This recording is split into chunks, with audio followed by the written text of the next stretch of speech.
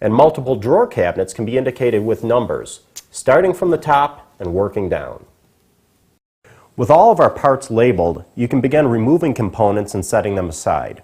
Now some parts, like shelves, are a no-brainer, but doors and drawers, they're attached to the cabinet with hardware. There are three types of slides that are commonly used on drawers and pullouts today. The simplest are these white epoxy-coated slides, often called Euro slides. Just pull the drawer out, and when it stops, lift the front edge to get past the detent. The drawer will then come free of its mating component. Side mount slides usually have a button or a lever that is exposed when the drawer is fully opened. Depress this button to separate the slide, and the drawer will pull free. Some painter's tape wrapped around the end of the slide will keep it from inadvertently extending during cabinet installation.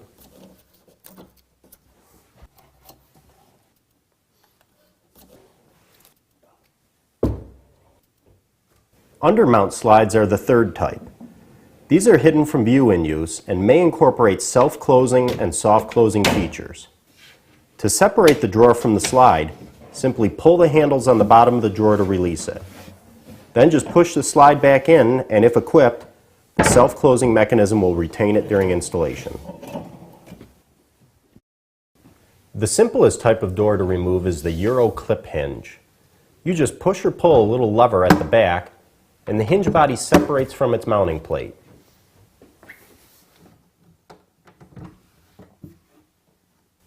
Not every Euro hinge is the clip type though, so you may need to loosen a fastener to separate the two parts of the hinge. The fastener you're looking for is usually the one that's furthest back on the hinge.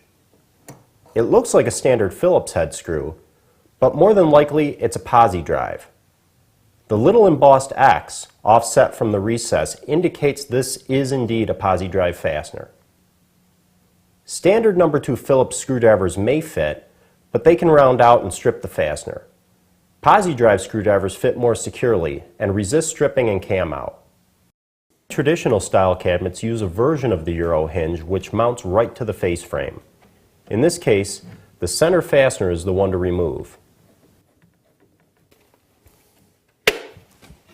And just a note, if your cabinet has soft close hinges, it may have a small shock absorber mounted to the body of the hinge. These usually just pop right off, allowing access to the fasteners under them.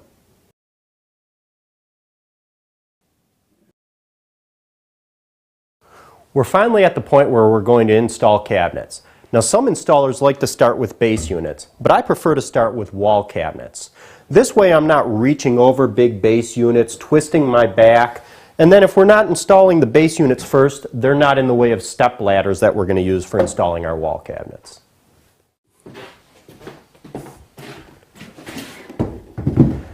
There's a few different ways to hang upper cabinets, but most of the time what you'll encounter is a simple nailing strip at the top and bottom of the box. To fasten these to the stud, you'll want to use 3-inch long steel screws. Don't use drywall screws, they just won't cut it here. They just don't have the tensile strength and they'll snap under load. Begin by placing the wall cabinets in front of their respective locations and measure the distance from the cabinet layout line to the stud centers. Transfer these measurements onto the back of the cabinet's nailer strip and drill pilot holes through the nailer into the cabinet.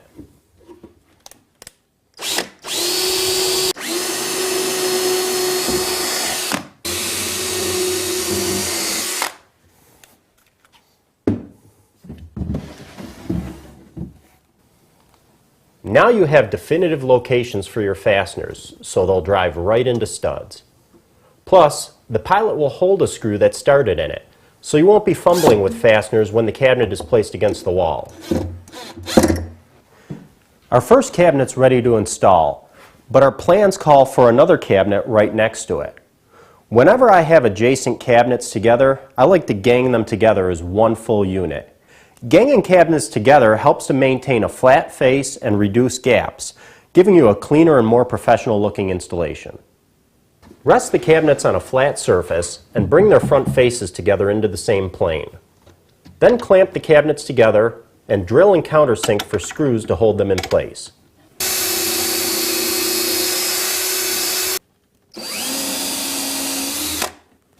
With these Euro cabinets, I'm driving 1 1/4 inch screws through the sides to lock things together.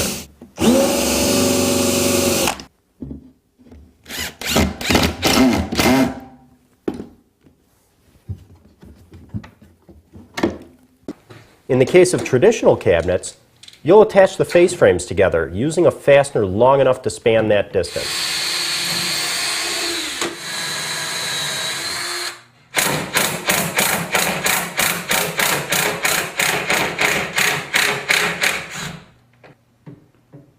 And on face frame cabinets, you'll also want to install a spacer block to fill the void at the rear of the cabinets.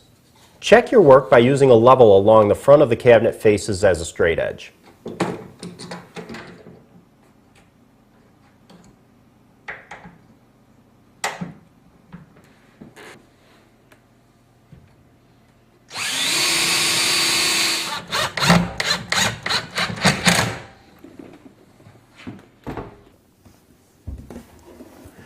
Two to three cabinets is about the most I'll gang together at any one time.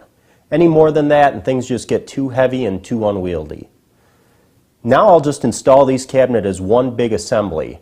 That'll help maintain a flatter face and a more seamless look. Most of the times I work solo, so along the way I've developed techniques that help me take large, awkward tasks that usually involve more than one person and figured out ways to do them on my own. One of those techniques is by employing ledgers, which will support the cabinet and allow me to position it side by side easily on my own. My ledgers are simply long, straight scraps of plywood, which are left over from building cabinets. But you can use 2x4s or furring strips as well. Select or cut to length a ledger that is a little wider than the distance between the vertical layout lines. Position the ledger on the wall just below the horizontal reference line and secure it to the studs, starting at one edge and working your way along to the other. Verify the ledger is level along the way.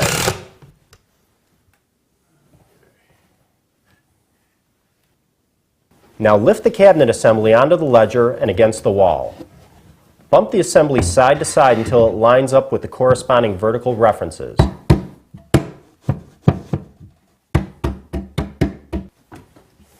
Check for plumb and shim the cabinet out if needed. Then hold it in place by driving an upper installation screw in about 90% of the way. You're not done yet, but you should be able to let go and step back to admire the start of your cabinet job.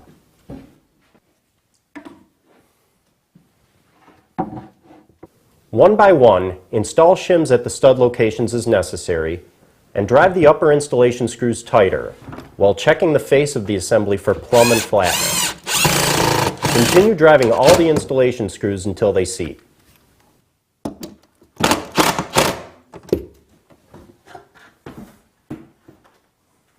Depending on how far the wall's out of plumb, it's possible to seat the upper screws completely without using any shims at all, and that was the case here. But don't worry, we're only at the halfway point. With the upper fasteners seated, remove the support ledger.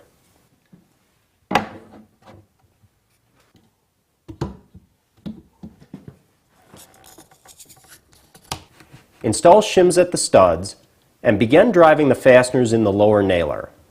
And just as before, use a level to plumb the cabinets and make sure the face stays flat. Don't worry about the cabinets being completely against the wall along their length. We want to focus on keeping the run flat. As long as the contact points at the studs are tight and those gaps are filled with shims, you're in good shape.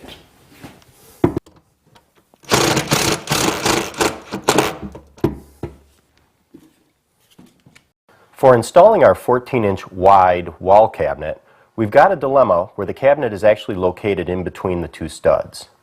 So there's no support there. So prior to putting the drywall up, we actually put blockers between the studs here to add support. If you weren't going to replace all the drywall, you could cut out a section of drywall and install 1/2-inch thick plywood in order to support the cabinet. Ultimately, you don't want the cabinet relying on just the strength of the drywall to support it and its contents.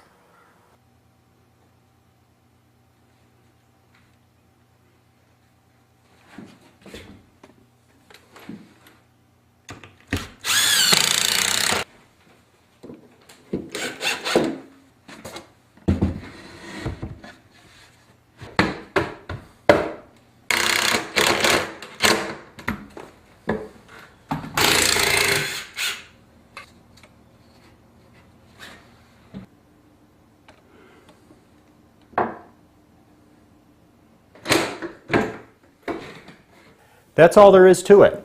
Now just repeat the procedure for each gang of cabinets or individual cabinet that remains. Now let's turn our attention to base cabinets. Base cabinets are larger and heavier than wall cabinets typically. But during the install, we're not fighting gravity, so things tend to be easier in that respect. On the other hand, we usually have some outlets or some utilities to deal with, so that can get a little more complicated. But there's some simple tips and techniques in order to tackle those obstacles. Our wall cabinets were part of a straight run. Our base cabinets, though, are going to start between these two fixed walls. Many of the installation steps for base cabinets are the same as wall cabinets. The first base cabinet we'll install is this custom microwave cabinet. Transfer your stud locations to the back of the cabinet and drill pilot holes. Then insert your fasteners from the inside. Nothing new there. But because this is a microwave cabinet, we'll have to allow access for power to the microwave, which means we'll have to cut an access hole in the cabinet back. Now, even if this were a basic cabinet with no electrical requirements, most building codes prohibit you from covering an outlet. So you'll still need to allow access to that outlet in order to comply with building codes. Layout is as simple as transferring the opening dimensions from the wall to the back of the cabinet. Measure from the reference line down to the outlet, rather than the floor up. That way, none of the cabinet shimming will affect the position of the access hole.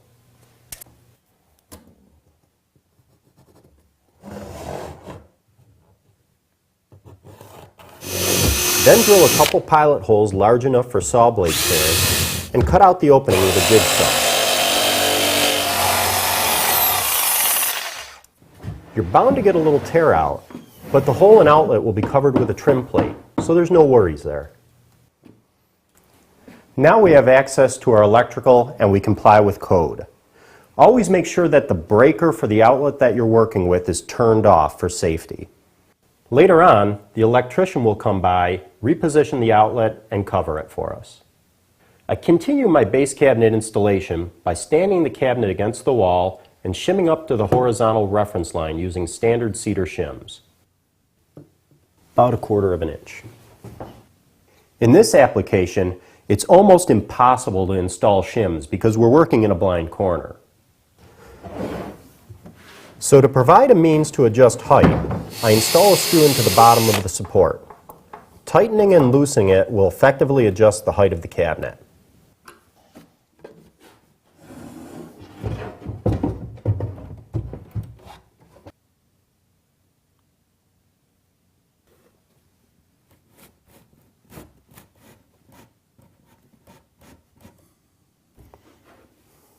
When I'm at the right height, I'll double check my work with a spirit level on top of the cabinet.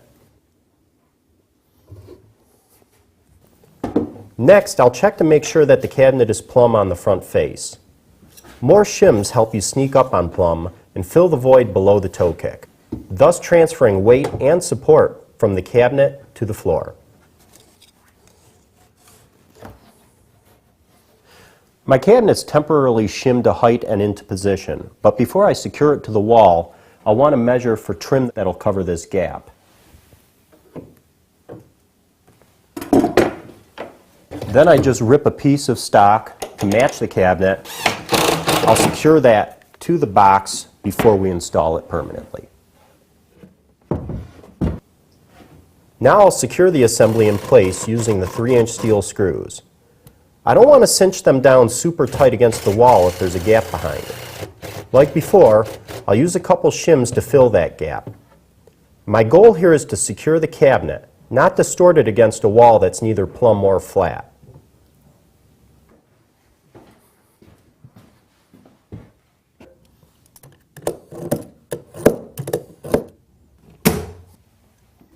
I continue the run by transferring my stud locations to the next cabinet, drilling pilot holes, and starting my fasteners.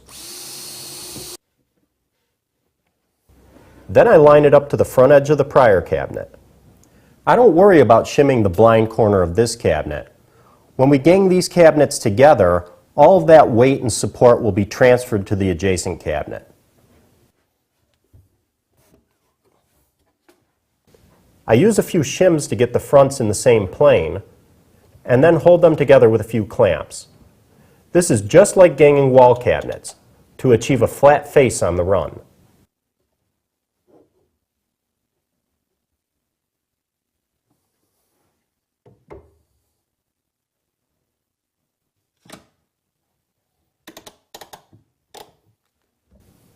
I lock the cabinets together permanently with a few 1 1/4 inch screws through the cabinet side.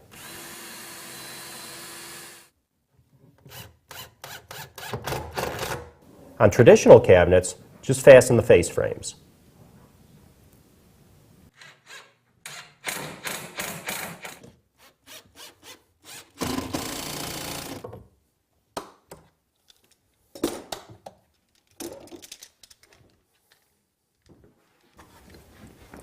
And that's it. We'll just repeat the process for the remaining cabinets in the run.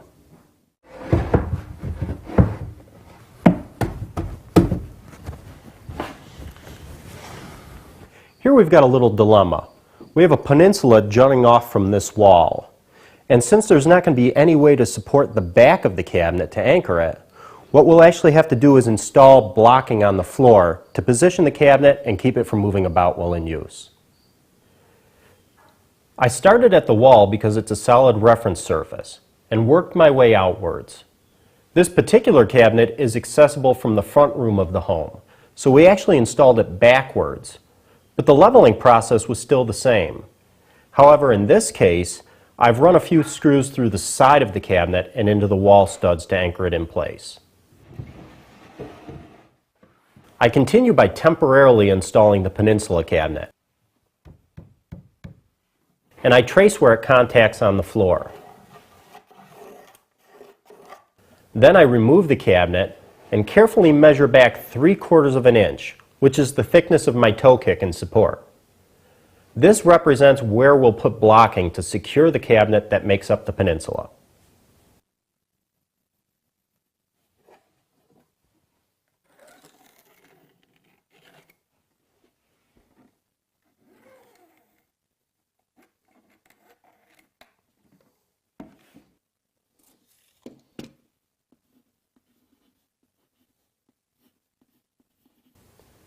I secure 2x4 blocks to the floor and lower the cabinet on top of them.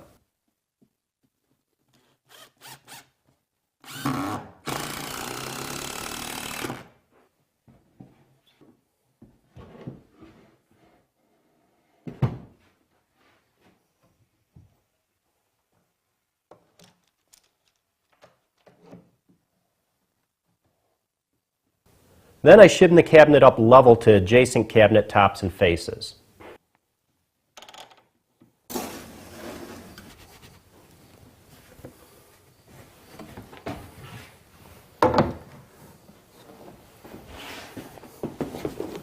A few clamps hold things in place while I run screws through the toe kick into the blocking behind to anchor the cabinet.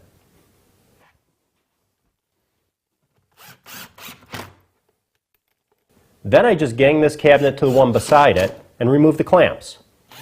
Later on, a few finish panels applied to the back of the cabinet will not only dress it up, but will also help to resist any racking forces on the cabinet box. If your kitchen has an island, it can be installed in the same manner. Just put some blocking on the floor to secure the island to keep it from moving about. Every kitchen has a sink-based cabinet, and it presents a few challenges. We're going to have supply water coming in as well as wastewater going out to the drain. If you're really lucky, all of the plumbing will be against one wall, and all you have to do is slide the cabinet into place. But usually it's a case of the supply plumbing comes up through the floor and the drain is in the wall. So you actually have to position the cabinet, lowering into place, pushing it up against the wall. It's actually a lot easier than it sounds, and there's some techniques to make it even easier.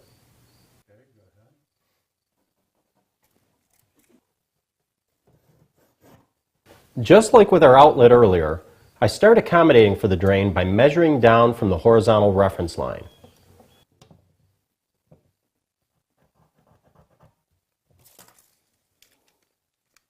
Then I drill an oversized hole centered on the drain opening. That way I'll have enough clearance to fit the drain through. The oversized hole will be covered with a trim piece called an escutcheon later on.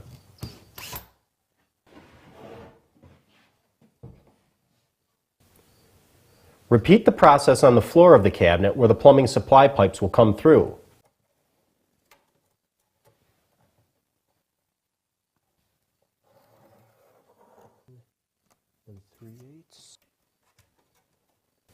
Again, I drill oversized holes that will be covered with escutcheons.